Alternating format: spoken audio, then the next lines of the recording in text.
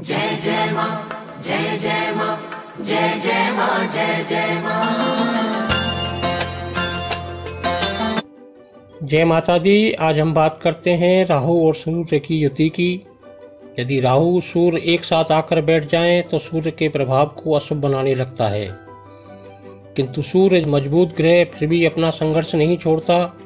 कुछ इसी प्रकार के व्यवहार वाले होते हैं वे लोग जिनकी कुंडली में ये दो ग्रह एक साथ होते हैं।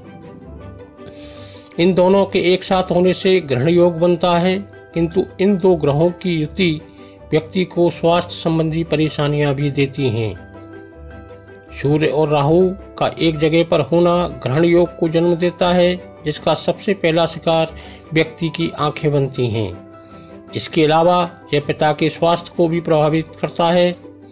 सूर्य ग्रहों का राजा, आत्मा का कारक, हमारे आत्मा सम्मान का कारक है। सरकार सत्ता का कारक, हमारे का कारक है। सूर्य प्रकाश है तो राहु अंधकार है। सूर्य धर्म है तो राहु अधर्म है। सूर्य देवता है तो राहु दानव है। ये दोनों विपरीत शक्तियाँ जब कुंडली में एक साथ युति बनाती हैं तो ज़्यादातर अशुभ फल प्राप्त होते हैं। सूर्य राहु की युति को ग्रहण दोष कहते हैं। सूर्य राहु की युति को कुंडली में सबसे पहले आपको देखना होगा कि सूर्य कारक ग्रह की श्रेणी में है या मारक है, और राहु सूर्य दोनों ग्रह कितने अंश लिए हुए हैं। उदाहरण के तौर पर अगर कुंडली के किसी भाव में 12 अंश लिए बैठा है और राहु 17 अंश दोनों युति में हैं और 5 अंशों का दोनों के बीच फर्क है, तो यह युति बहुत ही प्रबल और शुभकारी युति मानी जाती है। ठीक इसके विपरीत सूर्य अगर 5 अंश लिए हुए हैं और राहु 27 अंश और दोनों के बीच 22 अंशों का फर्क है, तो ये युति बहुत ही कमजोर और हानिकारक मानी जाती है। साथ ही ये देखना भी जरूरी है कि सूर्य और राहु की युति कुंडली के कौन से भाव में हो रही है। केंद्र, त्रिकोण या 6, 8, 12 भाव में हो रही है और कौन सी राशि में है, इसका भी अपना एक विशेष महत्व है।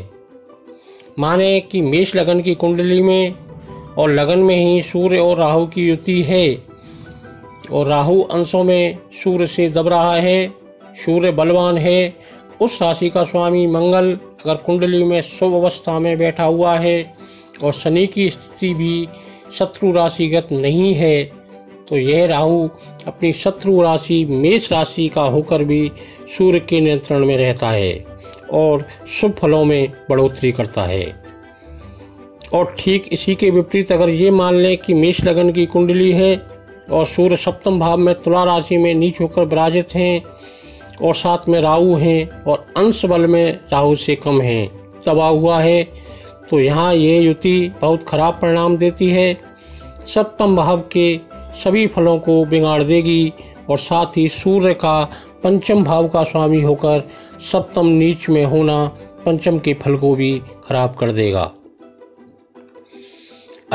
अधिकतर सूर्य राहु युति के अशुभ परिणाम देखने को मिलते हैं। सूर्य व्यापार का कारक भी है। जिनकी कुंडली में सूर्य कारक ग्रह होकर राहु से पीड़ित है, तो ऐसे व्यक्ति को व्यापार में बहुत संघर्ष करना पड़ता है।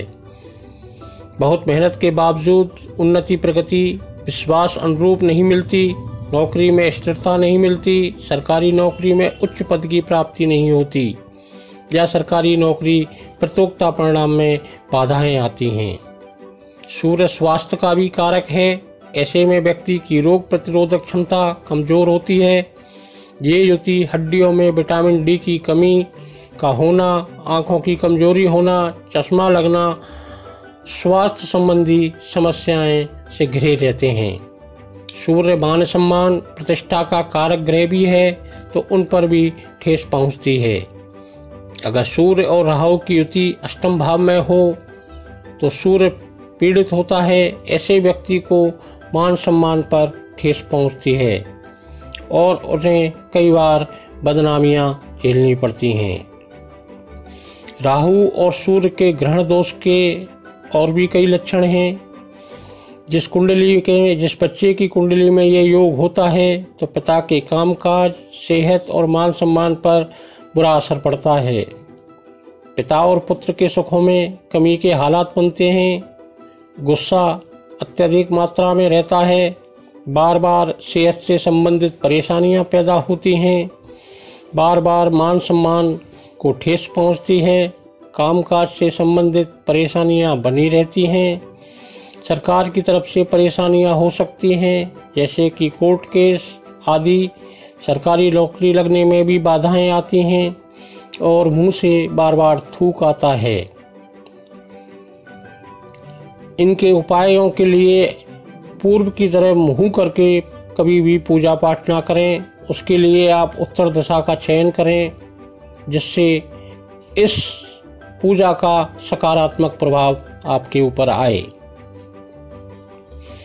सूर्य और राहु दो ऐसे ग्रह हैं जो एक दूसरे से विपरीत होते हुए भी अनेक प्रकार से समान भी हैं। दोनों ही ग्रह विग्रहकारी, क्रूर ग्रह, दार्शनिकता और राजनीति के कारक ग्रह हैं।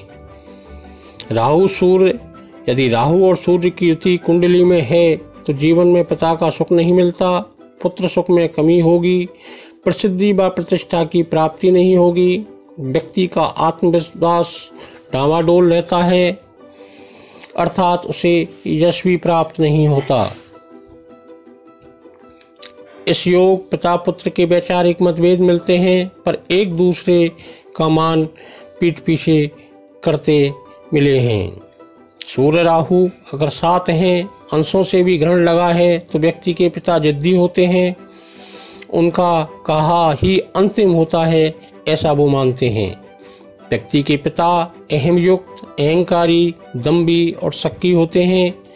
इनको आगे बढ़ने का बहुत चांस मिलता है, पर ये अपनी थाली किसी और के सामने रख देते हैं। उस समय उस कार्य को बहुत छोटा मानते हैं। सूर्य राहु की अंशात्मक रूप से लग्न कुंडली और नवांश में बनने वाली युति जिस भाव में बनेगी, उस भाव से संबंधित फलों का नाश करती है। साथ ही सूर्य जिस भाव का कारक है, उस भाव से संबंधित हानि भी होती है। कुंडली में इन दोनों ग्रहों की युति को सामान्यतः शुभ नहीं कहा जा सकता। सूर्य और राहु की युति ग्रहण योग का निर्माण तो करती ही है, और कुंडली के जिस भाव में यह योग बनता है, उस भाव से संबंधित सभी शुभ फलों में न्यूनता देखी गई है।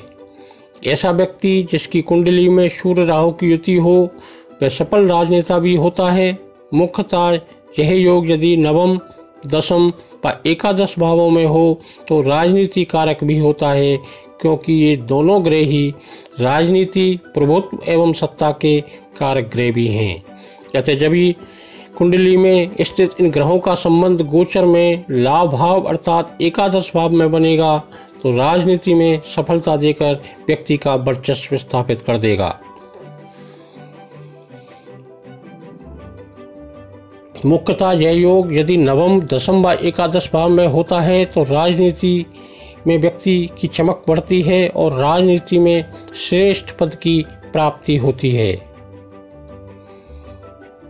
इनके उपायों के लिए अगर हम बात करें तो जिस घर का सूर्य ग्रहण हो, उतने ग्राम जौ लेकर उन पर दूध या गौमूत्र से उनको धोकर सिर के ऊपर 7 बार घुमाकर जल प्रवाह करें। जैसे यदि दोनों ग्रह प्रथम भाव में हैं तो 100 ग्राम, और अगर छठे भाव में हैं तो 600 ग्राम। नीले रंग का परहेज भी आपको रखना चाहिए। जय माता दी।